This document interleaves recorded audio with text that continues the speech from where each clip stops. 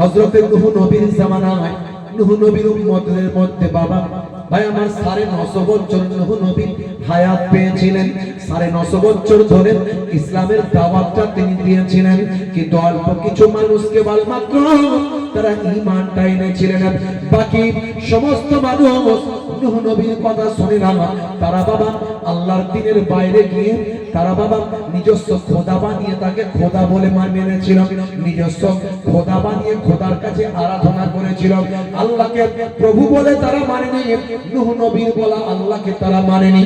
হে তরুণ যুবকের, শুধু তাই নয়, নূহ নবীর উপর কত জুলুম হয়েছিল, নূহ নবীকে কত অত্যাচার করেছিল, রক্তাক্ত করে দিয়েছিল। নূহ নবী আর সহ্য করতে পারলেন না, আমার আল্লাহকে বললেন, আমার আল্লাহ আমি আর এদের হেদায়েত করতে পারি না, এত বোঝালাম তবু এরা আমার বোঝ মানল না।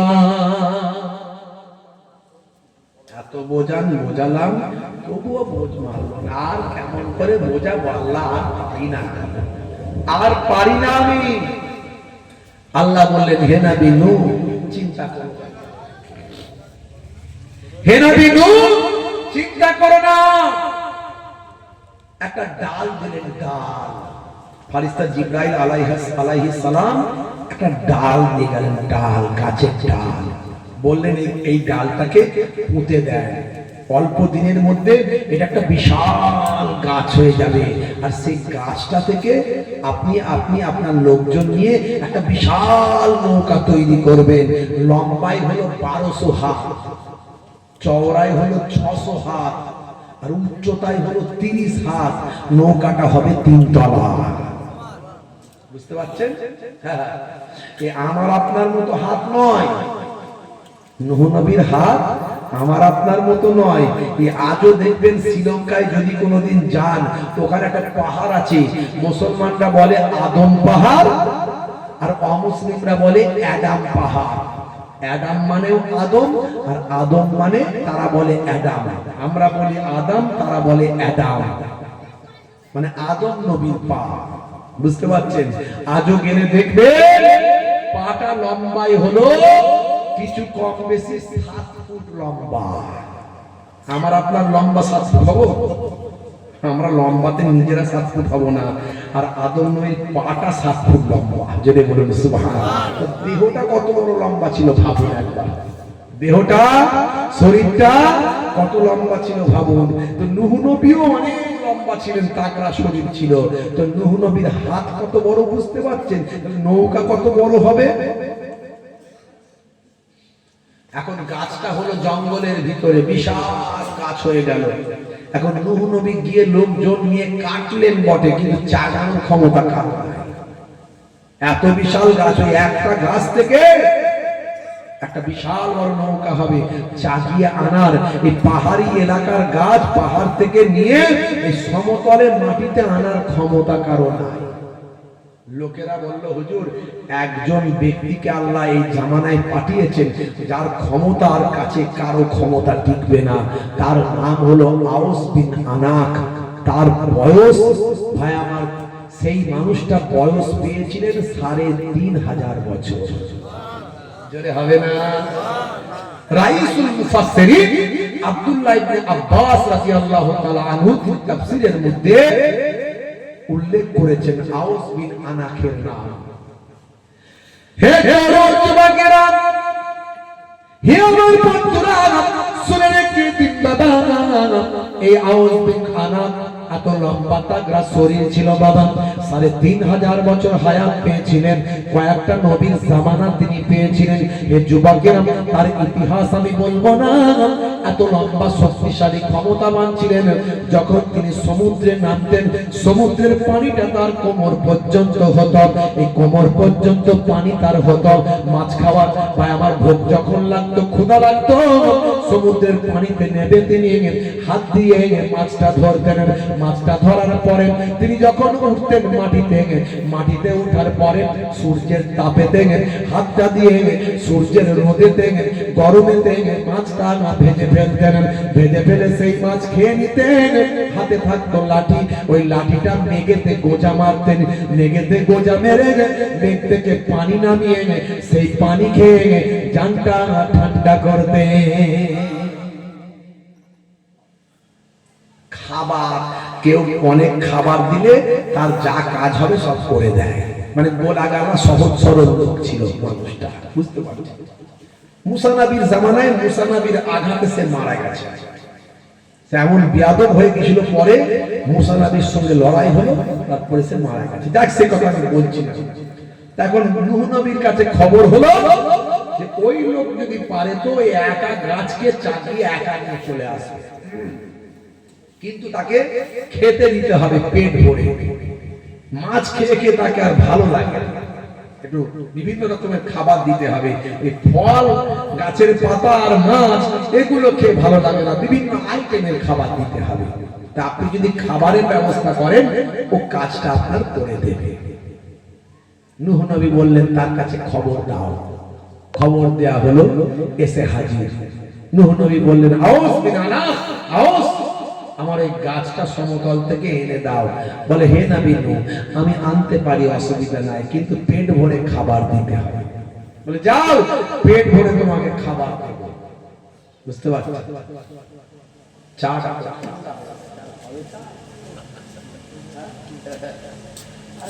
চা হলেও হয়, না হলেও হয়, কিন্তু বুঝতে পারছেন। তো যাই হোক, আর বলে কাহিনী এসব কথা, নিজের শরীরের কথা, মনের কথা বলাই ভালো, বেশি বলাটা খারাপ জিনিস। যাই হোক, ভাইরা আমার, তরুণ যুবকেরা আমার, মুরব্বিয়ানেরা আমার, আউস বিন আনাস বলল, হুজুর এনে দিতে পারি, পেট ভরে খাবার কিন্তু চাই। নবী নূহ নবী বললেন, যাও, তোমাকে পেট ভরে খাবারই দেবো। বলে, দেখবেন সাবধান, কিন্তু যদি পেট না ভরে ওই গাছ যেটা আনবো আবার সেটা কিন্তু আগের জায়গায় রেখে দিয়ে চলে আসবো। চিন্তা করছো কেন? পেট ভরাই খাবার দেবো, যাও। হে যুবকেরা, হে আমার বন্ধুরা, শুনে রেখে দিন বাবা, জেনে রেখে দেন, হে মুসলমান, একটু লক্ষ্য করো। এমন সময় আউস বিন আনাস চলে গেলেন জঙ্গলে গিয়ে ওক গাছটা যেটা কাটা ছিল সেটাকে একাই কাঁধে করে চাজিয়ে তুলে নিলেন। কাঁধে করে চাজিয়ে তুলে সেটা নিয়ে চলে আসলেন সমতল ভূমিতে। সমতল ভূমিতে নূহ নবীর সামনে এসে হাজির করে দিলেন, দিয়ে বললেন, হে নবী নূহ, বড় ক্ষুধা লেগেছে, আমাকে পেট ভরে খাবারটা দাও। এমন সময় হযরতে নূহ নবী আউস বিন আনাসকে 3টা রুটি দিলে। 3টা রুটি দেখার পরে আউস বিন আনাস বললেন, হে নবী নূহ, আপনি যে রুটিগুলো দিয়েছেন এটা আমার পেটের এক কোণাতে পৌঁছে যাবে, কোন পেট তো ভরবে না। তবে আপনি যদি আমাকে খাবার না দেন, পেট ভরা খাবার দেওয়ার আপনার কথা, যদি আপনি আমাকে পেট ভরা খাবার যদি না দেন, আমি কিন্তু আগেই বলেছি এই গাছটা এখানে এনেছি, এটাকে আবার আগের জায়গায় নয় চাকিয়ে নিয়ে গিয়ে রেখে দেব। হযরতে নূহ নবী বললেন, হে আউস বিন আনাস, চিন্তা করো না, তোমার পেট না ভরলে আমি আরো রুটি দেব, তবে তুমি খাবার আগে আল্লাহর নাম বিসমিল্লাহ বলে শুরু করো। বিসমিল্লাহ বলে শুরু করো। আহারে, দেখেছেন কি সুন্দর আমার আল্লাহর নাম। বিসমিল্লাহ বলে শুরুটা করো। বিসমিল্লাহ বলে শুরু করলে কাজ হবে না? হবে না।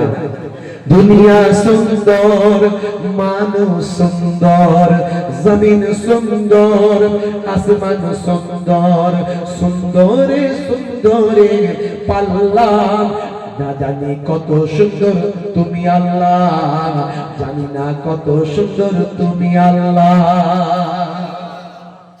জোরে হবে না? জোরে হবে না? ঝর্ণা ছুটে চলে একে বেঁকে, পৃথিবীর পথে কত ছবি এঁকে, ঝর্ণা ছুটে চলে একে বেঁকে, পৃথিবীর পথে কত ছবি এঁকে, নদীর কলতানে সাগরের গর্জনে, নদীর কলতানে সাগরের গর্জনে, ঢেউয়ে ঢেউয়ে যাই পাল্লা, জানি না কত সুন্দর তুমি আল্লাহ, জানি না কত সুন্দর তুমি আল্লাহ, জানি না কত সুন্দর তুমি আল্লাহ। জানি না কত সুন্দর তুমি আল্লাহ। জোরে হবে না? আর জোরে হবে না? আর একটু জোরে হবে না? বাগানে ফুল ফোটে রাশি রাশি, রাতেরই তারা ভরা চাঁদের হাসি। বাগানে ফুল ফোটে রাশি রাশি, রাতেরই তারা ভরা চাঁদের হাসি। গুনগুন গানে ঢেকে মৌমাছি মধু চাকে, গুনগুন গানে ঢেকে মৌমাছি মধু চাকে। ফুলে ফুলে করে হাল্লা, জানি না কত সুন্দর তুমি আল্লাহ। জানি না কত সুন্দর তুমি আল্লাহ। জানি না কত সুন্দর তুমি আল্লাহ। জানি না কত সুন্দর তুমি আল্লাহ। জোরে হবে না? আরে জোরে হবে না? হে তরুণ যুবকেরা, হযরত নূহ নবী বললেন, হে বিন আনাস, বিসমিল্লাহ বলে খাও, যদি এরপরে লাগে আরো তোমাকে খাবার দেব। বিসমিল্লাহ বলে শুরু করলেন আউস বিন আনাস খেতে। একটা রুটি খেলেন, ভাই আমার দেড়খানা রুটি খেলেন। দেড়খানা রুটি খাওয়ার পরে আউস বিন আনাস বলছেন, হে নবী, হে নবী নূহ, আপনি আমাকে কি খাবার দিলেন? এই সামান্য দেড়খানা রুটি খাবার পরে মনে হচ্ছে যেন আমার পেটটা না ভরে গেল, আমার তিনখানা রুটি খাবার ক্ষমতা হলো না। হযরত নূহ নবী বললেন, হে আউস বিন আনাস, এটা রুটির কোনো কারসাজি নয়, এটা হলো আল্লাহর নামের ওসিলা।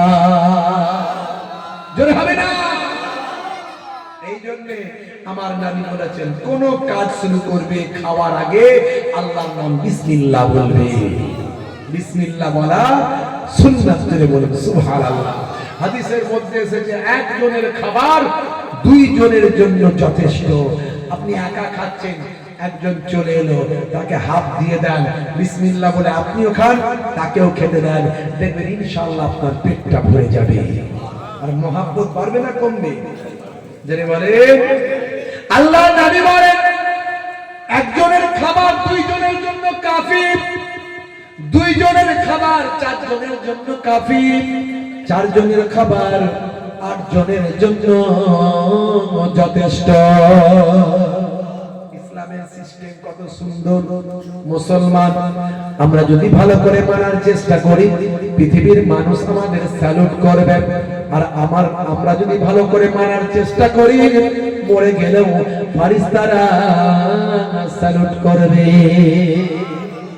ভাইরা আমার, কত সুন্দর সিস্টেম ইসলামে শেখানো হয়েছে। আসসালামু কাবলাল কালাম, কথা বলার আগে তুমি দাও সালাম। হ্যাঁ ভাইরা আমার, খাবে যখন চেটে পুচে খাবে, খাবে যখন পরিমিত খাবার খাবে, গলা ভর্তি করে খাবে না, পেট ফাঁকা রেখে খাবে। মেশিনটা তবে তো কাজ করবে, তোমার পেটের অসুখ হবে না, পেটের অসুখ হবে না। বন্ধুরা আমার, তরুণ যুবকেরা আমার, আলহামদুলিল্লাহ সুম্মা আলহামদুলিল্লাহ। আমাকে অনেকে বলে, হুজুর আপনার তো জলসা টলসা মিস হয় না, শুনি না কোনোদিন যে আপনার জলসা মিস হয়েছে।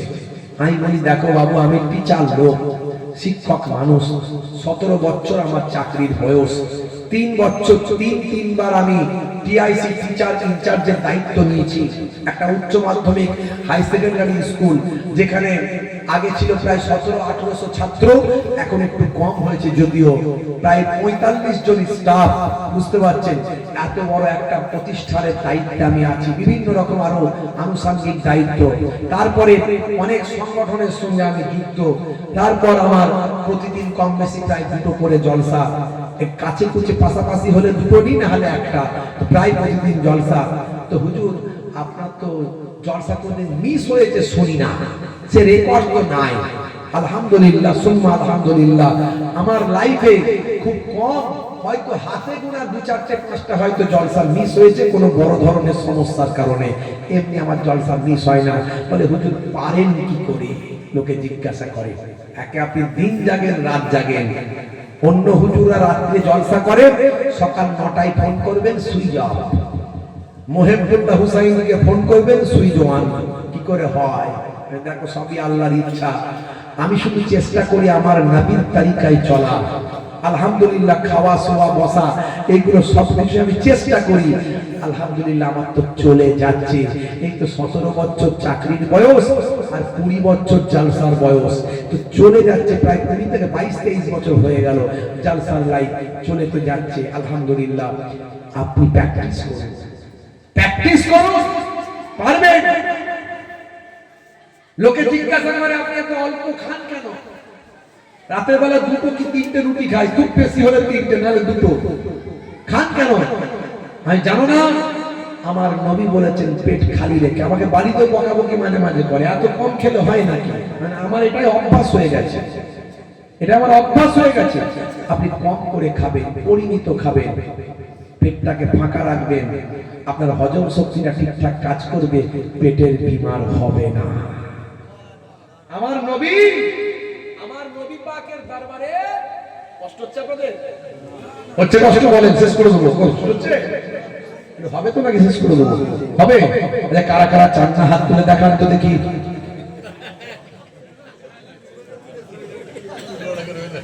ভাই ঝোঁকে ঝোঁকে, তবে সবাই খুব সিরিয়াস, সবাই খুব সিরিয়াস আছে। ম্যাক্সিমাম কিন্তু কেউ হাত তোলেনি, দু একজন একটু বেখেয়াল তুলে ফেলেছে। তো মাশাআল্লাহ ভাইরা আমার, তরুণ যুবকেরা আমার, মুরব্বিরা আমার, মুসলমান একটু শুনে রেখে দেন, জেনে রেখে দেন।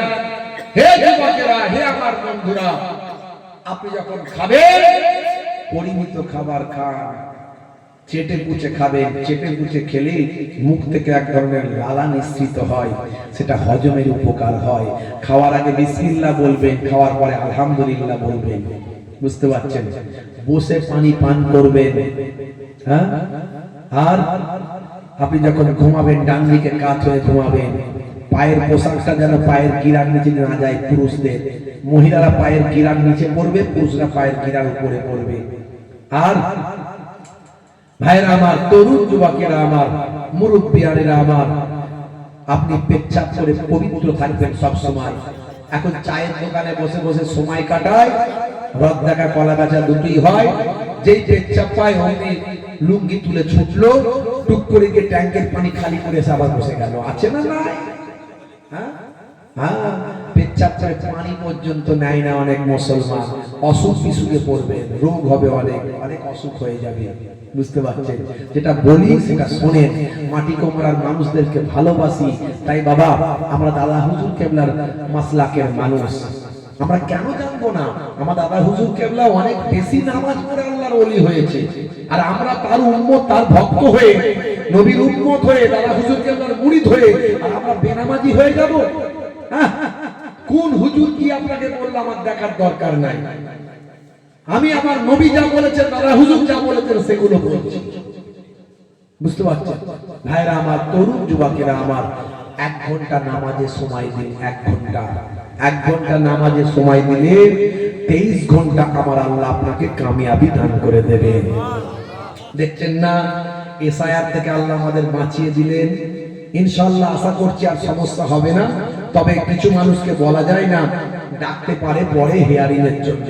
ভয় পাবেন না, চিন্তা করবেন না। 1 বার নয় 3 বার 4 বার ডকুমেন্টস গুলো রেডি রাখবেন। তারা নিজেরাই সব বলছে, মুসলমানদেরকে নাম বাদ দিতে পারবে না, কারণ সব সময় তো এরা মুসলমানদের পিছনেই লেগে থাকে। এরা মুসলমানদের পিছনেই লেগে থাকে, তাই মুসলমানরা অনেক আগে থেকে সাবধান হয়ে যায়। স্বাধীনতার আগের দলিলও এরা ভালো করে প্যাকিং করে রেখে দিয়েছে। ওরাই বলছে, ওদের মুখের কথা, বড় বড় নেতাদের মুখের কথা। তা আমাদের কিন্তু সব কাগজ প্যাকিং করে রাখতে হবে। আর যে বানান টানান গুলো, নাম টাম গুলো, পদবি টদবি গুলো গন্ডগোল আছে, এগুলো সময় সময় ঠিক করে রাখবেন, নাহলে আফটার জেনারেশন আর সন্তানদের অসুবিধা হবে। মাথায় রাখবেন। আর সন্তানদেরকে অন্তত গ্রাজুয়েট না পারেন, এইচএস পাস করিয়ে তারপর কাজে কারবারে দেবেন। আগামী দিন কিন্তু সার্টিফিকেটের দাম আছে, আমি বলে দিলাম। ভবিষ্যতে ওই সন্তানগুলো কিন্তু আবার যখন 20 বছর পরে এসআইআর হবে, তখন কিন্তু বাধ্যতামূলক করে দেবে পড়াশোনাটাকে। এখন এখন যেমন এই 11টার মধ্যে একটা দেখালেই হবে বলছে, তখন বলবে পড়াশোনা করেছে তার সার্টিফিকেটটাকে দেখাতেই হবে, পড়াশোনা বাধ্যতামূলক। তা আপনার সন্তানকে আপনি শিক্ষিত করুন, যার মাথা ভালো তার স্কলারশিপ পাবে, অনেকে সহযোগিতা করে, সরকারি স্কলারশিপ আছে, বিভিন্ন রকম ভাবে পদ্ধতি আছে। আপনার সন্তানটিকে খেয়ে না খেয়ে অনাহারে অর্ধাহারে থেকে সন্তানটিকে শিক্ষিত বানান। ওই সন্তানটি ভাই আমার চাঁদের মতো আলো ছড়াবে, এই মাটি কুমড়ার নাম সারা পৃথিবীর মানচিত্রে পৌঁছে দেবে। এপিজে আব্দুল কালাম আবার হতে পারে। যতদিন পর্যন্ত ভারতবর্ষের নাম পৃথিবীর মানচিত্রে থাকবে, ততদিন পর্যন্ত এপিজে আব্দুল কালামের নামটাও ইতিহাসের পৃষ্ঠায় সংরক্ষণে লিপিবদ্ধ থাকবে। যারা মুসলমানদের রাত দিন গালি দেয়, তারা আবার এপিজে আব্দুল কালামের কাছে গেলে স্যালুট জানায়। আমরা বলতে পারবো আমাদের গাল দিচ্ছ, আর আমারই চাচতো ভাই এপিজে আব্দুল কালাম, আমাদেরই তো চাচা, আমাদেরই তো ভাই, আমাদেরই তো রক্ত, তাকে তোমাকে স্যালুট করতে বাধ্য। কথা ঠিক না বল? হ্যাঁ ভাইরা আমার, তরুণ যুবকেরা আমার, মুরব্বী আমিরা আমার, আমি আপনাদের কাছে অনুরোধ করব, বাপ নবীর তরিকায় চলুন, নামাজটা ছাড়বেন না। আল্লাহ বলছেন বান্দারে তোরা আমার হয়ে যা, আমি আল্লাহ তোদের হয়ে যাব। পৃথিবীতে যত বড়ই চক্রান্তকারীরা চক্রান্ত করুক না কেন, আমি আল্লাহ সকলের চক্রান্তকে ব্যর্থ করে দেব।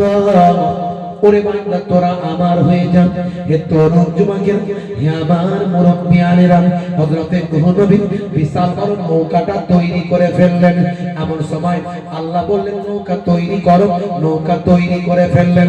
ভাই আমার জালেমরা বলেন নূহ নবীর মাথাটা খারাপ হয়েছে, রোদ না ভাই আমার, ঝড় নাই, বৃষ্টি নাই, পানি নাই, তুফান নাই, নূহ নবী বিশাল বড় নৌকা তৈরি করেছেন, নূহ নবীর মাথাটা খারাপ হয়েছে।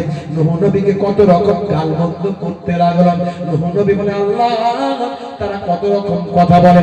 আল্লাহ বলেন হে নবী তারা যা করে করতে দেন, আমি আল্লাহ আমি হলাম সবচেয়ে বড় কৌশলকারী। দীর্ঘদিন ধরে নৌকা শুকার উপর পড়ে আছে, নৌকা পড়ে আছে। ওই জালেমরা কি করলো? এই জালেমরা এবার কি করলো? নূহ নবীকে বিপদে ফেলার জন্য, অসম্মান করার জন্য নূহ নবীর নৌকাতে গিয়ে তারা পায়খানা করতে শুরু করলো।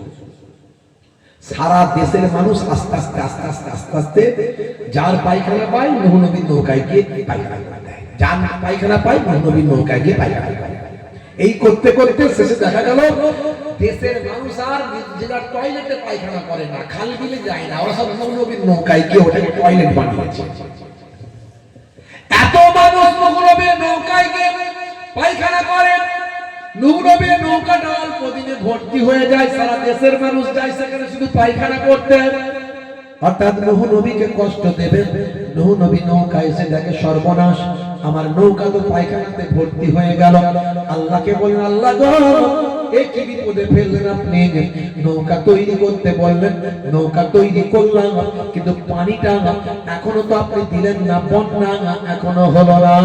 আল্লাহ বলেন হে নবী নূহ অপেক্ষা করো, ইন্তজার করো, ধৈর্যশীল বান্দাদের আমি আল্লাহ উত্তম জাযা বদলা দিই। বিপদে বললে কি করবেন? ধৈর্য ধারণ করবেন। কি করবেন? মাথা গরম করবেন না। যদি মাথা গরম হয় ওযু করে নামাজ পড়ুন, মাথা ঠান্ডা হয়ে যাবে। ওযুর মধ্যে যে কত সুন্দর সায়েন্টিফিক জিনিস আছে আমরা জানি না। এই ওযুতে হাতগুলো যে আমরা মেসেজ করছি, হাতে মেসেজ করছি, পানি দিয়ে হাত দিয়ে মেসেজ করি না, মুখে মেসেজ করছি, ঘাড়েতে এইভাবে পানি দিচ্ছি। এই পানি দেওয়ার সঙ্গে সঙ্গে আমাদের উত্তেজিত নার্ভ, যে নার্ভ আমাদেরকে গরম করে দেয়, যে নার্ভের গরম করলে আমরা ঢিসুম করি না, মারপিট খুন খারাপি অ্যাডজাস করে চালিয়ে দিলাম, ব্যাস চিৎপাত মরে গেল। তারপরে মাথায় মেরে গেল রে, মরে গেল রে, কি হবে? এবারে তার মাথায় জেল হবে, জরিমানা হবে বছরের বছর। তখন লুকালুকি, আর লুকালুকি করলে হয়? মাথা গরম করে মাল চালিয়ে দিয়েছো, এবার জেলে গিয়ে বসে থাকো। হ্যাঁ, আর সেরকম বাড়াবাড়ি হলে ফাঁসি। হ্যাঁ, এই জন্য বলি মাথা গরম হলে বাইরে বেরিয়ে যাবেন, মসজিদে চলে যাবেন, ওযু করবেন, 2 রাকাত নামাজ পড়বেন, দেখবেন মাথা ঠান্ডা হয়ে গেল। বিকল্প একটা রাস্তা পেয়ে যাবে। সব সমস্যার সমাধান আছে না? নাই আছে, বিকল্প পথ আছে, কিন্তু মাথা গরম করে আপনি সিদ্ধান্ত নেবেন না। স্বামী স্ত্রী ঝগড়া করবেন না।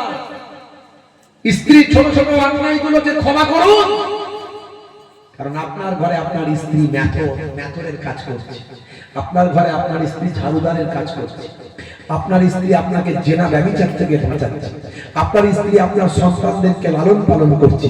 তাহলে আপনার স্ত্রীর কত বড় দাম আপনার ঘরে, হ্যাঁ? আল্লাহ কি নিয়ামত করেছে। সেই স্ত্রী যদি সামান্য ভুল করে তার উপর মাথা গরম করবেন না। অনেকে কোথাও মস্তানি করতে না পারলে বইয়ের কাছে মস্তানি করে, আছে না? না, কোথায় বাজারে কার সঙ্গে ঝগড়া হয়েছে আর সামান্য ব্যাপারে বউয়ের সঙ্গে এসে মারপিট লেগেছে, আছে না?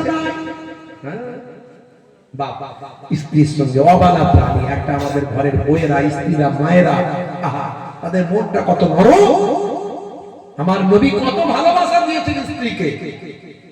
নবীর শিষ্য হয়ে যান, জীবন ধন্য হয়ে যাবে। আমি এর আগেও বলেছি, মাঝে মাঝে স্ত্রীর সঙ্গে ছোট ছোট রান্নায় সহযোগিতা করবেন, কাজগুলো করবেন, মাঝে মাঝে ঘরটা নিজে হাতে ঝাড়ু দেবেন। আমার নবী দিয়েছেন। না হুজুর এগুলো ছেলেদের কাজ নয়, এগুলো মেয়েদের কাজ। আমার নবী করেছেন তো আপনি কে? না হুজুর আমি চাষবাস করি, বড় ব্যবসায়ী, আমি ডাক্তার। আরে যে সাহেবই হন না কেন, হুজুর সাহেব, পীর সাহেব, মৌলানা সাহেব, মুফতি সাহেব, ডাক্তার সাহেব, ইঞ্জিনিয়ার সাহেব, মাস্টার সাহেব, আমার নবীর থেকে বড় সাহেব পৃথিবীতে কোনোদিন কেউ হয়নি আর হবে না। জোরে হবে না। সেই নবী ঘর ঝাড়ু দিয়েছেন, স্ত্রীর সঙ্গে ছোট ছোট কাজগুলো করেছেন। আপনি যদি মাঝে মাঝে স্ত্রীর সঙ্গে ছোট ছোট কাজ, রান্নায় একটু অংশগ্রহণ, কই গো ফুলটুসির মা, তোমার শরীরটা একটু খারাপ, এক কাজ করো, তুমি একটু রেস্ট নাও, আমি আলুটা কেটে দিচ্ছি, তুমি শুধু তরকারিটা চাপিয়ে দেবে, মশলাটা দিয়ে দেবে, না হলে আমি নুন ঝাল করতে কি করে ফেলবো, তুমি একটু ওইটা দিয়ে দেবে, আমি একটু কষে দেবো, অসুবিধা নাই। আচ্ছা বলুন তো, এইরকম যদি একটু ব্যবহারটা দেখান, আপনার স্ত্রীর সঙ্গে আপনার প্রেমটা বাড়বে না কমবে? মাটি কোমরার মানুষ কি লজ্জা পেয়ে যাচ্ছে নাকি? আর বাস্তব কথা বলছি, লজ্জার কি আছে? সত্যি কথা বলেন, প্রেম বাড়বে না কমবে? শুধু বাড়বে বললে হবে না। ফেভিকল আঠা বলছে, ফেভিকল আঠা চেনেন? হ্যাঁ, চামড়া ছিঁড়ে যাবে তবু আটা ছাড়বে না। এ দেখবেন বুড়ো বুড়ি হয়ে যাবেন, প্রেম কিন্তু কমবে না। আর এখনকার ছেলেদের প্রেম দেখবেন সব বিয়ের আগের প্রেম। শাহরুখ খানের ভক্ত, শাহরুখ খানের কাছ থেকে প্রেম শিখেছে, সব বিয়ের আগের প্রেম। হাত কেটে একদম ফাঁক করে দিচ্ছে, আই লাভ ইউ, তোমার জন্য জীবন দেব, রেল লাইনে মাথা দেব, বিষ খেয়ে মরে যাব, পটল ডাঙায় চলে যাব। বাপ বলে বাবা তাড়াতাড়ি ছেলেটার বিয়েটা দেখ, তাড়াতাড়ি কার সঙ্গে বিয়ে করতে চাই, তাড়াতাড়ি। বন্ধুরা, বাপের বন্ধুরা বলে হ্যাঁ তোর ছেলের বিয়ে দিচ্ছে তো 18 বছর 19 বছর বয়স, করেটা কি? ইনকাম করে না, বউকে খাওয়াবে, খাওয়াবে পরে, আগে বাঁচুক তারপরে খাওয়াবে। বুঝতে পারছেন? দেখতে দেখতে 2-3 বছর 4 বছর গেল, দুটো একটা বাচ্চা কাচ্চার বাম্মা হয়ে গেল। এবারে রাত্রি যখন 9টার দিকে ঘরের পাশ দিয়ে কেউ যায়, ঘরের ভিতর থেকে 2.0 আর 4.0 আওয়াজ পায়, শুধু ডিশুম ঠাসা, ডিশুম ঠাসা। বুঝতে পারছেন কি হলো? মারপিট হয়ে গেছে। ভাব, প্রেম, ভালোবাসা আর নাই, সব বেরিয়ে চলে গেছে। প্রেমটা নবীর কাছ থেকে শিখুন, বুড়ো বুড়ি হয়ে যাবেন, প্রেম কমবে না। বিয়ের পরের প্রেম, বিয়ের আগের প্রেম অবৈধ, হারাম, ওটা চলবে না। কিন্তু ম্যাক্সিমাম ছেলে পুলে দেখুন বিয়ের আগের প্রেমেতে মত্ত। তা আবার প্রেম কি একসঙ্গে 3-4 করে প্রেম আছে না? জি জি জি জি, এদের দেখবেন এই মার্ডার হচ্ছে, খুন হচ্ছে, হচ্ছে না? এসব বিভিন্ন রকম ঘটনাগুলো ঘটে না, এই কারণে ঘটে। বিভিন্ন রকম নিউজ আমরা পড়ি না, নিউজ পড়ি খবরে, খুব সাবধান। যুবকদেরকে বলবো বাবা পড়াশোনায় মন দাও, কেরিয়ার তৈরি করো। কেরিয়ার তৈরি করার সময় পার হয়ে গেলে আর কেরিয়ার তৈরি করতে পারবে না, সারা জীবন বেকার হয়ে যাবে। তোমার মেধা, তোমার হাত, তোমার শরীরের শক্তিকে কাজে লাগাও। হে তরুণ যুবকেরা, হে আমার বন্ধুরা, শুনে রেখে দিন বাবা, জেনে রেখে দেন। এমন সময় আল্লাহ বললেন, হে নবী মুসা, হে নবী নূহ, চিন্তা করো না, অপেক্ষা করো, অপেক্ষা করো। इंतजार का फल मीठा होता है, অপেক্ষা করো, সবর করো। ইন্নাল্লাহ মা'আস সাবিরিন, ধৈর্যশীল বান্দাদের সঙ্গে আমি আল্লাহ আমি থাকি। ধৈর্যশীল বান্দাদের সঙ্গে আমার আল্লাহ থাকেন। আল্লাহ বললেন, হে নবী তুমি অপেক্ষা করো। হে যুবকেরা, দেখতে দেখতে বেশ কিছুদিন কেটে গেল। এমন সময় দেখতে পাওয়া যায় সারা দেশের মানুষ যখনই পায়খানা পায়, নূহ নবীর নৌকায় গিয়ে পায়খানা করে। পায়খানাতে নৌকা পুরো ভর্তি হয়ে গেছে বাবা। এমন সময় দেখতে পাওয়া যায় একজন অন্ধ মানুষ চিন্তা করে, সারা দেশের মানুষ নাকি নূহ নবীর নৌকায় পায়খানা করতে যাচ্ছে, তো আমারও তো একটু শখ আছে না নাই? কানা খোড়া লোকে বলে নাকি একদম বাড়া। এদের না এই ব্রিগেডে একটা খোড়া একজনকে মেরেছে, দেখলেন তো? বলছে চিকেন প্যাটিস। তো ইন্টারনেটে দেখি তাকি লোকে চিকেন বানিয়ে দিচ্ছে এক পা খোড়া আছে না না? ভাইরা আমার, সেই আবার বিরাট মেজাজ। হ্যাঁ, বলছে নাকি ক্যান্সার রোগী। ভালো হলে তাহলে করতো। হ্যাঁ, যাকে তুই মানলি সে কি কিছু বোঝে যে ওখানে চিকেন খাওয়া যাবে না, মাটন খাওয়া যাবে?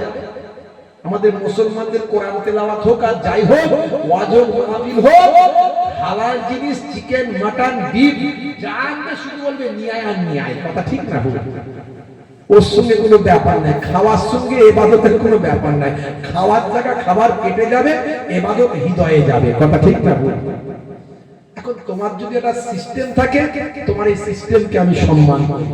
কিন্তু যে লোকটা গেছে সে তো বিক্রি করার জন্য, সে তো জানে না যে ওখানে এটা বিক্রি করা চলবে না। লিখে দিয়েছিলেন যে এখানে যত জানো তো, ময়দানে খোলা মাঠে তুমি প্রোগ্রাম করছো, খোলা মাঠে প্রোগ্রাম যখন করছো, যে কেউ কিছু বিক্রি করতে আসবে, দোকানদারেরা যারা হকার আছে, তত লিখে দেওয়া দরকার ছিল। হ্যাঁ, যদি কেউ ভুলও করে থাকে, তোমার ধর্ম কি তাকে মারতে শিখিয়েছে না ভালোবেসে বলতে শিখিয়েছে? কোনটা? আমার ধর্ম তো কাউকে মারতে শেখায়নি, ভালোবেসে বোঝাতে শিখিয়েছে। কথা ঠিক না বল? হ্যাঁ, আসলে তুমি রামকৃষ্ণ পরমহংসদেবকে মানো না। আর রামকৃষ্ণ পরমহংসদেব শান্তির কথা বলেছে, ভালোবেসে বোঝাতে বলেছে। স্বামী বিবেকানন্দজির ধর্ম তুমি মানো না। স্বামী বিবেকানন্দজি বোঝাতে বলেছে, ভালোবেসে কথা বলতে শিখিয়েছে। তাই আমরা স্বামী বিবেকানন্দজিকে স্যালুট করি, শ্রী রামকৃষ্ণ পরমহংসদেবকে স্যালুট করি। গীতায় শান্তির কথা বলা হয়েছে, গীতা আমরা পড়ি, গীতাকে আমরা স্যালুট করি। কিন্তু তোমার মতো ওই সমস্ত ধর্মের নামে অধার্মিককে আমরা ঘৃণা করি, ঘৃণা করি। ভাইয়েরা আমার, তরুণ যুবকেরা আমার, মুরব্বিয়ানেরা আমার, তাই কিছু কিছু দেখবেন সব কানা খোড়া মানুষরা ভালো খারাপ তা নয়, ভালো আছে। কানা খোড়া মানুষদের পাপ কম, কারণ তারা পাপ করতে বেশি পারে না, গুনাহ তাদের কম। কিন্তু কিছু কিছু আছে আবার দেখবেন এক্সট্রা তাদের কোয়ালিটি, মানে এই যে বলে না কানা খোড়া একদম বাড়া। হ্যাঁ, যে এক অন্ধ মানুষ সে মনে মনে করছে সারা দেশের লোক নূহ নবীর নৌকায় পায়খানা করে, তো আমার একটু শখ আছে নাকি নূহ নবীর নৌকায় একটু পায়খানা করবো। সে বেটা গেছে পায়খানা করতে, বুঝতে পারছি? তো পায়খানা করতে গিয়ে সে তো অন্ধ। নূহ নবীর নৌকায় পায়খানা করতে গিয়ে ফাটাস করে পা ফসকে পায়খানার ভিতরে দাম করে পড়েছে। পড়ে এবারে ওই গুটু মেখে পায়খানা মেখে হাবু ডুবু খেয়ে সাঁতার ফাতার কেটে খেয়ে এই পাই করে কোন রকমে যখন সাঁতরে সূত্রে উপরে উঠেছে, উঠি দেখছে তার চোখটা ভালো হয়ে গেছে। জোরে হবে না, আর জোরে হবে না। দেখছেন, চোখ ভালো হয়ে গেছে, জন্মান্ধ অন্ধ, তার নূহ নবীর পায়খানায় হাবুডুবু খেয়ে গু গোবর মেখে মানুষের গু মেখে তার চেহারা চোখ ফিরে পেয়েছে, সে তো চিৎকার করছে। হে যুবকেরা, নূহ নবীর নৌকায় পড়ে উঠে যখন দেখতে চোখ ভালো, সে পাগলের মতো হয়ে গেছে। বলে আমি নৌকায় পড়ে গিয়েছিলাম, উঠি আমার চোখটা ভালো হয়ে গেছে। দেশের মানুষেরাও অবাক হয়ে যাবে, এটা কি করে সম্ভব? তাই নাকি? বলে হ্যাঁ। তাহলে চল তো আর দু চারটে অন্ধ খোড়া মানুষ, অন্ধ মানুষকে আর দু চারটে নিয়ে চল। বলে আর দুটো কানা অন্ধ মানুষকে নিয়ে ভাই আমার দেশের বড় বড় ছেলে যুবক বড় মস্তান গুলো তারা কি করল, ছুঁড়ে ছুঁড়ে নূহ নবীর নৌকায় গিয়ে তারা ছুঁড়ে নৌকাতে ফেলে দিয়ে বলে সাঁতার কেটে উঠে আয়। হে তরুণ যুবকেরা, তারাও যখন দুগোবর পায়খানা গুলো মেখে হাবুডুবু খেয়ে যখন নূহ নবীর নৌকা থেকে কোনো রকমে খেয়ে পেয়ে নিয়ে কোনো রকমে উঠে আসে, উঠে বলে আমরা চোখটা ভালো হয়ে গেছে আমাদের। সে কি রে পায়খানায় নামলি চোখ ভালো বলে? হ্যাঁ। এই খবর চারিদিকে ছড়িয়ে গেল, যত দেশের কানা খোড়া আছে তারা এসে যেই নামছে, ভাই আমার এই নেকের মুখে যেই উঠছে চোখ ভালো, ফ্যান খারাপ হলে ফ্যান ভালো, যার যা রোগ থাকে রোগ ভালো, জোরে বলুন সুবহানাল্লাহ। এরপরে দেখা গেল সারা দেশের কানা খোড়া রোগী অসুস্থ মানুষ এসে নূহ নবীর নৌকায় এবার আর পায়খানা করতে আসে না, এবার রোগ ভালো করার জন্য আসে। তারা সেখানে এসে হাবুডুবু খায়, আবার যাবার সময় রোগ ভালো করে দু চার বালতি পায়খানা তুলে নিয়ে বাড়ি যায়। বাড়িতে গিয়ে একটু মাখামাখি করে, বুঝতে পারছি পায়খানা কমছে না বাড়ছে? কমছে না বাড়ছে? কয়েক দিনের ভিতরে সারা দেশে রোগী অসুস্থ মানুষেরা এবার এসে পায়খানা মাখে আর তুলে নিয়ে যাবে। নূহ নবীর নৌকাটা এবার পরিষ্কার হয়ে যায়। কিন্তু দেশের লোক এখনো আছে, বলছে আমাদের তো মাখা হলো না, কি করা যাবে? তারা এসে বলে ভালো পানি নিয়ে আয়, নিয়ে এসে নৌকায় যেটুকু লেগে লুকে আছে ওগুলোকে ভালো করে চেঁচে কুচে তৈরি করে সেই বোটের নুনটা মার, একটু হাবুডুবু খা, খেয়ে দিয়ে নিয়ে সেই পানি আবার তুলে নিয়ে চল। এইভাবে করে করে আল্লাহ বলছেন, হে নবী মুসা, হে নবী নূহ, শুনে রেখে দাও, তুমি চিন্তা করছিলেন, দেখো তোমার নৌকায় যারা পায়খানা করেছেন আমি আল্লাহ তাদের পায়খানা তাদেরকে মাখালাম, শুধু তাই নয় তাদেরকে দিয়ে তোমার নৌকাটা আবার ধুইয়ে নিলাম। হে দুনিয়ার মানুষ, শুনে রেখে দাও, জেনে রেখে দাও, তোমরা যতই বড় কৌশলকারী চক্রান্তকারী হও না কেন, আমি আল্লাহ আমার কৌশল হলো সবচেয়ে বড়, আমার কৌশল সবচেয়ে বড়। দেখো বলার উদ্দেশ্য হলো আমার আল্লাহর কৌশল সবচেয়ে উপরে। আল্লাহ কিভাবে কোন কোন কৌশলে খেলাবেন আমি আপনি বুঝতে পারবো না, তাই আল্লাহকে ভালো করে ধরে রাখুন। আমাদের একটা মালিক আছে, জোরে বলুন সুবহানাল্লাহ। আমাদের একটা মালিক আছে ভাইরা আমার, তো সেই মালিককে ডাকতে হবে দিনে 5 বার করে, মাত্র 12 মিনিট করে সময় দিলে 1 ঘন্টা, 1 ঘন্টা নামাজে দেবে, আমার আল্লাহ আপনার 23 ঘন্টা কামিয়াবি দান করে দেবে। বলুন ইনশাআল্লাহ। কারা কারা নামাজ পড়বে একটু হাত তুলে দেখান তো দেখি। ক্যান্সার হতে পারে, টিউমার হতে পারে, প্যারালাইসিস হতে পারে, হার্ট অ্যাটাক করতে পারে, অ্যাক্সিডেন্টে মৃত্যু হতে পারে। তুলুন তো হাত, নারায়ে তাকবীর, নারায়ে তাকবীর।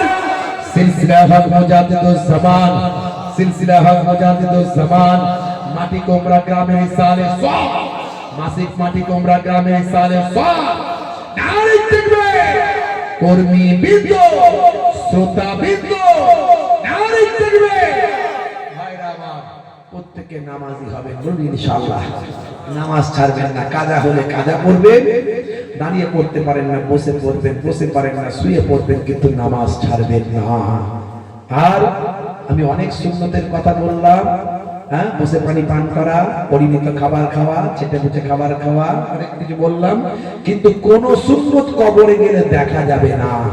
এর আগেও বলেছি, আজও বলছি, একটা সুন্নত কবরে গেলে দেখা যাবে, সেটা হলো মুখের দাড়ি। এই যে মেসি এসেছিল, মেসি কলকাতায়, দেখেছেন বিশ্বভারতী, আপনার ভাই আমার যুবকে আপনার এই সল্টলেক স্টেডিয়াম, হ্যাঁ, বিশ্বভারতী যুব কেন্দ্র সল্টলেক স্টেডিয়ামে এসেছিল মেসিকে দেখার জন্য যুবকেরা 10,000, 15,000, 20,000 টাকা করে টিকিট কেটেছিল, খালি এক নজর দেখবে, খেলা দেখবে না, শুধু তাকে দেখতে পাবে। তার আশপাশে এত সাঙ্গপাঙ্গ হয়ে গিয়েছিল, দেখতে পাইনি বলে ছেলেরা কি করেছে, সব চেয়ার টিয়ার ভেঙে ভেঙে 12টা কোটি কোটি টাকার সম্পত্তি সব লস করে দিয়েছে। বুঝতে পারছেন ভাইরা আমার, তরুণ যুবকেরা আমার, কোথায় আফগানিস্তান থেকে দেখতে এসেছে মেসিকে, ইন্ডিয়ায় আসবে মেসি, দেখতে এসেছে 2 দিন 3 দিন ধরে এখানে ওখানে না খেয়ে না দিয়ে থেকে মেসিকে দেখার চেষ্টা করেছে। একজন ছেলে বলছে দেখতে তো পেলাম না, কিন্তু যে মাঠের উপর দিয়ে মেসি হেঁটে গেছে সেই মাঠের একটা ঘাস তুলে নিয়ে এসেছে, বলছে এটাকে মাটিয়ে রেখে দেব। কি আবেগ, কি আবেগ! চিন্তা করেন, একটা খেলার জন্য এত আবেগ। আর যে নবী আপনাকে আমাকে দুনিয়া আখিরাতে রক্ষা করছেন, বাঁচাচ্ছেন, আমাকে আপনাকে সিস্টেম শিখিয়েছেন। আপনি ডান দিকে কাত হয়ে শুবেন, বাম দিকে তাকে হার্টের অসুখ থেকে বাঁচবেন যদি আপনি ডান দিকে কাত হয়ে শোন। আপনি বসে পানি পান করবেন, দাঁড়িয়ে পানি পান করলে আপনার অ্যাক্সিডেন্ট হতে পারে। 1450 বছর আগে নবী আপনাকে শেখালেন। আপনার খাওয়া, শোয়া, ওঠা, বসা সব কিছু শেখালেন। আজকে পৃথিবীর বড় বড় নায়ক গায়কেরা যে নবীর শিষ্য হলো, হে মুসলমান, তুমি সেই নবীকে ভালোবাসতে পারলে না? আজ থেকে প্রতিজ্ঞা করো, নবীর শিষ্য হয়ে যাবে। ছোট হলেও মুখে দাড়িটা রাখবে, ছোট হলেও মুখে দাড়িটা রাখবে। এখন দাড়ি রাখা ফ্যাশন। আজ মারা গেলে কাল 2 দিন হয়ে যাবে, 3 দিন পর কেউ খবর রাখবে না। কবরে যাওয়ার পরে মুনকার নাকির ফেরেশতা বলবে মান রব্বুকা, তখন দেখতে পাবে ছোট হলেও নবীর সুন্নতটা মুখে রাখা হতে পারে, ওই দাড়িটাই হবে নাজাতের জারিয়া। আজকে মেসির মুখে দাঁড়িয়ে, বিরাট কোহলির মুখে দাঁড়িয়ে, হে মুসলমান, তারা ফ্যাশন দাড়ি রেখেছে, আর তুমি দাড়ি রাখবে নবীর সুন্নত মনে করে, হতে পারে দাড়িটা ছোট। বুঝতে পারছেন? এই সুন্নত, একটা হলো নামাজ, একদিকে হলো নবীর সুন্নত দাড়ি। এই দুটো কাজ যদি আপনি করতে পারেন, হে যুবক, 70 থেকে 80% অপরাধ অন্যায় আপনার ধারে কাছে আসবে না ইনশাআল্লাহ। ভাইরা আমার, বিদায় নেব। যাওয়ার আগে এই জান্নাতের বাগানটা আগামী বছর যেভাবে আপনারা কায়েম রাখেন প্রত্যেক বছর, এভাবে এবারও একটুখানি আপনার সহযোগিতার হাত বাড়াবেন। মাশাআল্লাহ। আমি আপনাদের কাছে প্রথমেই বলবো, বাপজি আমার, আমি প্রথমে চাইবো 5 জন ভাইকে চাইবো, 5 জন ভাইকে চাইবো। আহলে বায়াত হলেন 5 জন, পাক পাঞ্জাতন হলো 5 জন। পাক পাঞ্জাতন মানে পবিত্র প্রাচীন বাদান, আল্লাহর নবী, আম্মা জান ফাতেমা, হযরত আলী মুর্তজা হুজুর, ইমাম হাসান, ইমাম হুসাইন রাদিয়াল্লাহু তাআলা আনহুম। এই 5 জন হলেন পাক পবিত্র আহলে বায়াত, পাক পাঞ্জাতন। এই পাক পাঞ্জাতনকে যে ভালোবাসলো, নবী বলছেন আমার আহলে বায়াতকে যে ভালোবাসলো,